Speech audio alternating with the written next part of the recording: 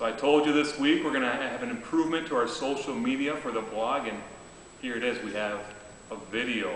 A video, as you notice, we're in the church, and the reason for this is yesterday I was preaching, and in this preaching I came across a passage from Exodus, and this is what it says.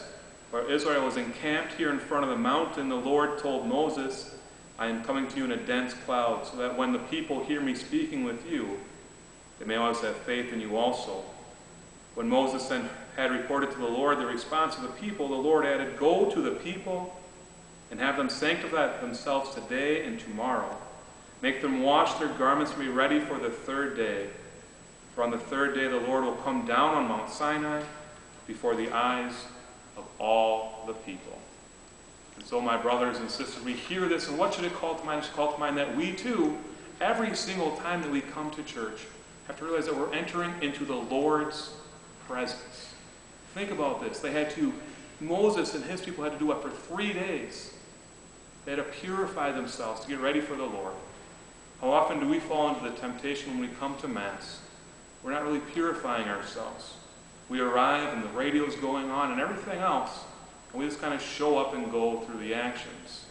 So when we hear these words from Exodus today, we should call to mind for ourselves that we are called to do is actually prepare for Mass. So my challenge for you today is this, my brothers and sisters. Prepare for Mass this Sunday. Before you come, make sure you say a prayer. Maybe even try to beat the bells here to church. I know Father Zarin says if you're 5 minutes before Mass, you're late. Why is this? Because we have to show up and be what? Be ready to experience God's presence, just like Moses and the Israelites were. I know it's tough. I know that out there's many difficulties to get here even 5 minutes before Mass. But we try, and we also just try to call to mind that there's something special going on here. So this week, this Sunday, come to Mass. Of course, I want to see you, or the priest that you go to wants to see you, but try to be here a little early and experience God's love.